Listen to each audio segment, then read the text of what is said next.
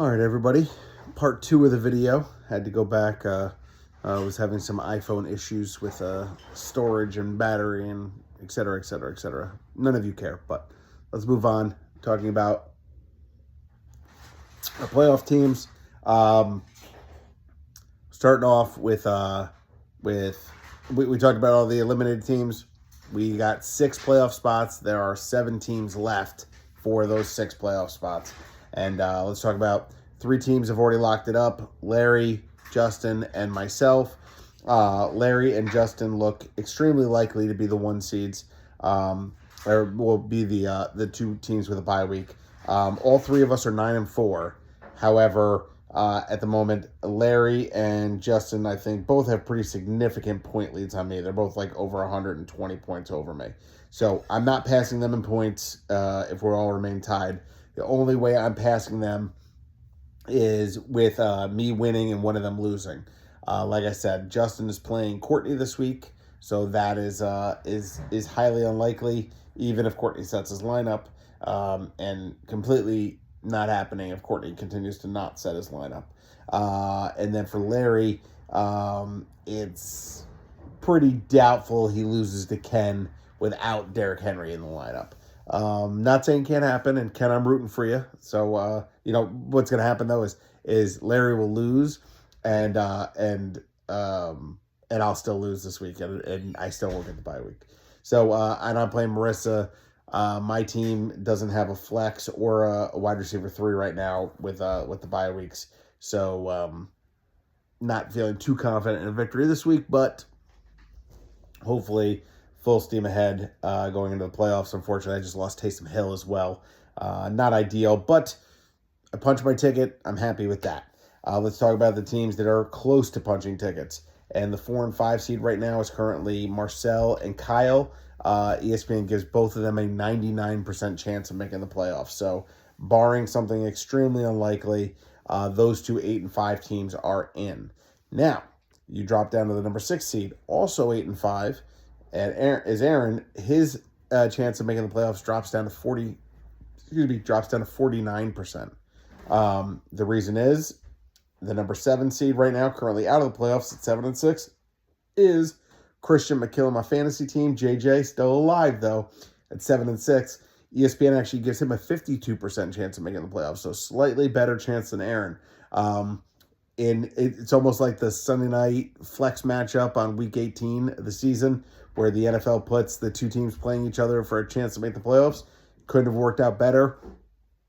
JJ and Aaron are playing each other this week. So literally, whoever wins that game is making the playoffs, because obviously if Aaron wins, he's in. If JJ wins, they have the same record, and JJ's got a significant point lead on Aaron at this moment. So in reality, 5 teams have essentially clinched the playoffs, even though 3 have only clinched it officially. So Larry, Justin, most likely looking at the buys, with myself and Marcel and Kyle being playing next week, and either one of JJ or Aaron playing next week with us as well. That's going to be exciting. So definitely the biggest matchup in the league.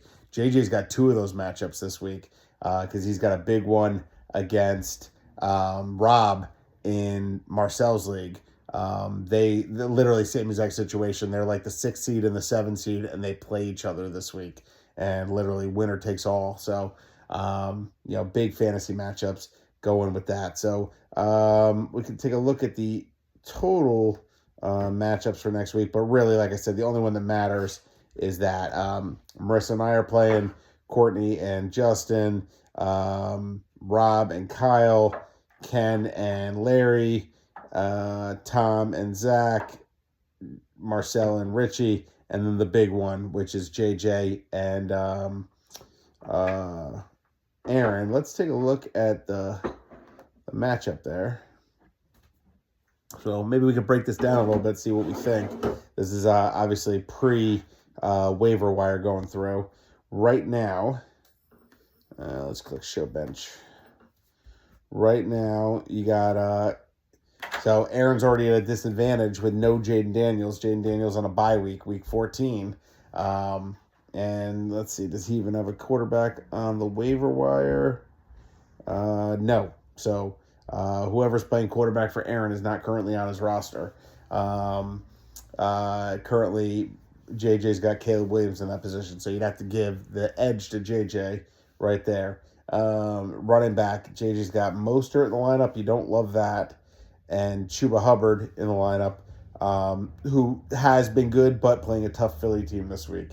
Whereas Aaron's trotting out Kenneth Walker and DeAndre Swift. So I think we can agree quarterback matchup goes to JJ. The running back matchup clearly is going to Aaron. At wide receiver 1, you're looking at Jamar Chase versus Drake London. You're going to certainly give the edge to Aaron there. He's got the number 1 receiver in football. Wide receiver 2, Cooper Kupp versus Pittman. Actually, not even really Cooper Kupp versus Pittman, because Pittman has no projection. Is he hurt or is he on a bye? Are they on a bye this week? I don't know. Indy might be on a bye this week, so that would obviously hurt the Pittman projection, but you like Cooper Kupp there. McConkey versus Westbrook-Akine. Westbrook-Akine keeps scoring touchdowns, but you'd have to take Ladd McConkey there. And then a tight end, Kittle versus Cole Kmet. You're obviously going to side on the George Kittle side. And let's see, flex, Travis Etienne versus Elijah Moore.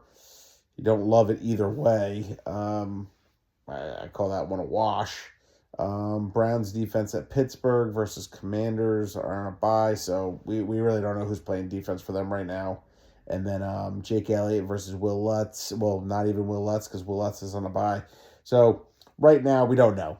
Until we see who they pick up on the waiver wire and who they set in the lineups, it's too hard to tell. But obviously the biggest matchup in our league this week, and it'll be exciting to see how it goes down.